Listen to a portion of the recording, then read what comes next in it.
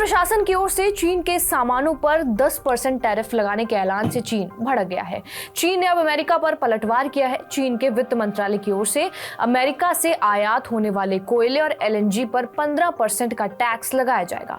इसके अलावा कच्चे तेल, कृषि मशीनरी, बड़ी मशीनें और पिकअप ट्रकों पर 10% टैरिफ लगाया जाएगा। ये टैक्स 10 फरवरी से प्रभावी होगा।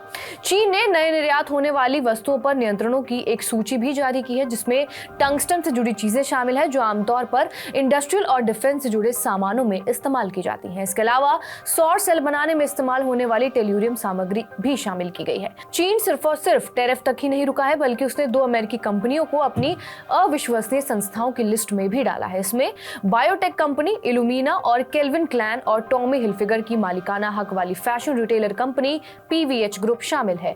चीन का कहना है कि उन्होंने सामान्य बाजार व्यापार सिद्धांतों का उल्लंघन किया है।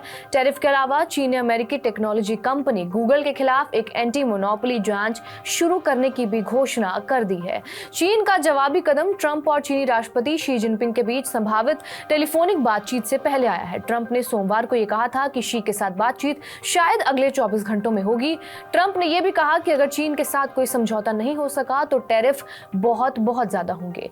चुनाव जीतने के तुरंत बाद ट्रंप ने घोषणा की थी कि वो कनाडा और मेक्सिको पर 25% टैरिफ लगाएंगे, क्योंकि वो अपने बॉर्डर से अमेरिका में फेंटेनिल ड्रग्स के फ्लो को रोकने में विफल रहे हैं। उन्होंने ये भी घोषणा की है कि चीन पर 10% टैरिफ लगाएंगे, क्योंकि वो कनाडा और मेक्सिको से अमेरिका में आने वाले फेंटेनिल की आपूर्ति करता है। पिछले ही हफ्ते ट्रंप ने टैरिफ को लागू करने के लिए कार्यकारी आदेशों पर साइन भी किया है।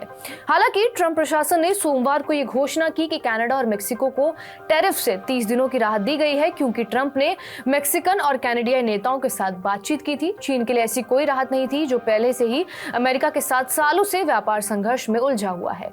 जो बाइडेन प्रशासन ने चीनी इलेक्ट्रॉनिक वाहनों यानी कि ईवीज धातुओं पर भी भारी टैरिफ लगाए थे और ट्रंप ने भी अब ऐसा ही किया है। बहरहाल इस खबर के ऊपर आपकी क्या प्रतिक्रिया है, हमें कमेंट करके जरूर बताएं। बाकी देश और दुनिया की तमाम बड़ी खबरों से अपडेटेड रहने के लिए सब्सक्राइब करिए TV9 डिजिटल।